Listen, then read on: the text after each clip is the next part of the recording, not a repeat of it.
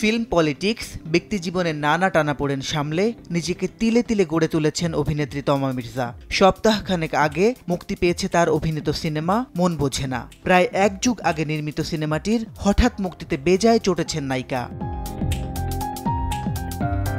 তাই প্রযোজকের বিরুদ্ধে চূড়ান্ত অপেশাদার আচরণের অভিযোগ এনেছেন তমা মির্জা।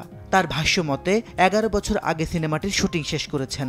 দীর্ঘ এই সময়ে তিনি এবং তার সহ অভিনেতা আরিফিন শুভ অনেকটাই বদলে গেছেন। পরিবর্তন এসেছে তাদের অভিনয় দক্ষতা, চেহারা ও চিন্তাভাবনায়ও। সমসাময়িক কাজের সঙ্গে মন বোঝে নাকে তুলনা করলে তা সিনেমাটির জন্য ক্ষতির কারণ বলে মনে করেন নায়িকা।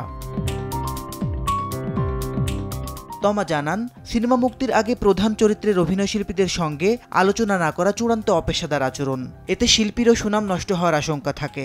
স্পষ্ট বলেন, প্রয়োজনে ঘরে বসে থাকবেন, কিন্তু মানহীন কাজে নিজেকে যুক্ত করতে নারাজ এই নায়িকা। তমা মির্জাকে সর্বশেষ দেখা গেছে ব্যবসা সফল সিনেমা দাগিতে। শিহাব শাহীন পরিচালিত এই সিনেমায় তার বিপরীতে ছিলেন আফরান নিশো।